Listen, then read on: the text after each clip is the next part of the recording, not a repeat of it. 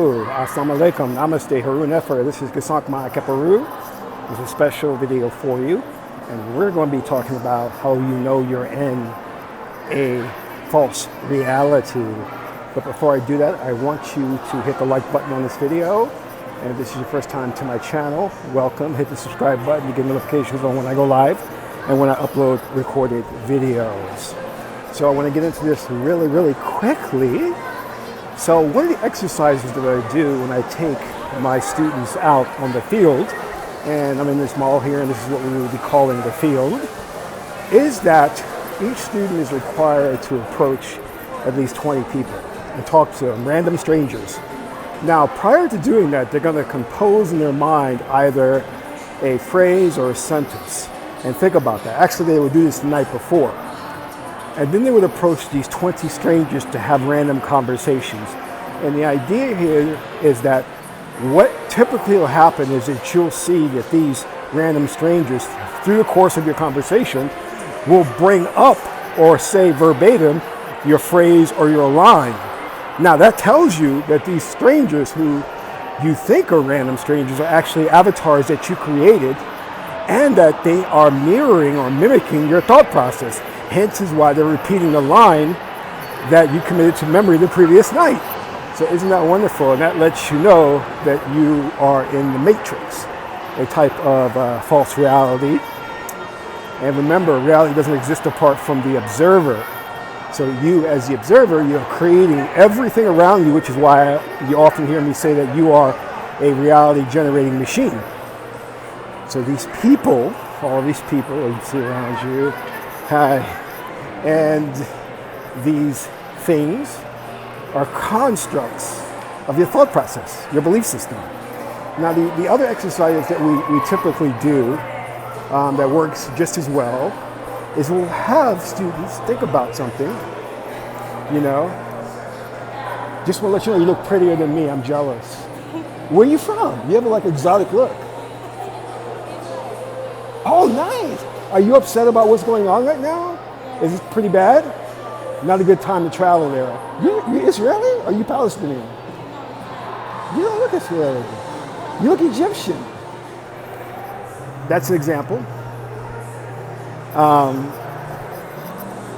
Wait, where was I? Okay, I lost my frame, my concentration. Okay, so here we are back again. Now, the other way to do this, the most interesting way, is many times we have questions that we need answers to. And a lot of people don't have an oracle, but you are an oracle. Your reality is an oracle. So what you can do is compose the question the night before, and then go out into the world like I'm doing right now, but not in a mall. It's not the ideal situation, but you want to go outside and look up at the signs and the symbols. There should be signs all around you. And they often replace these signs, whatever new product is out there in the market that they're trying to sell. And what's going to happen is you'll find that these signs will often either mirror your question or they'll answer your question. Maybe in a direct way, maybe an indirect way. It's like getting a revelation. This is kind of similar to reading signs and omens that our ancestors used to do back in antiquity. That's a viable way of getting reality to what I call ping you, respond back to you with a solution to a problem that's vexing you. So try both of those exercises. I want you to try both of them. And the point that I'm trying to make here and demonstrate with these techniques that we often practice in field is that this is all Maya, it's all illusion, it's not real.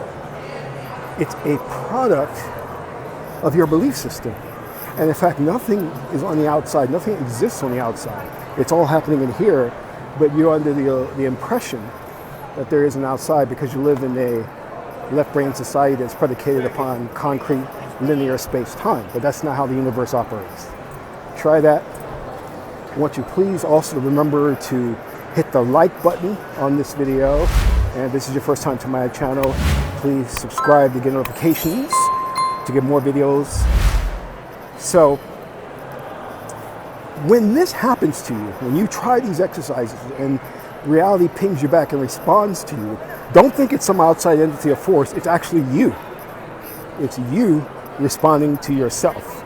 Because you, with all the avatars and the people you create, you're just responding to you. You're communicating back to you.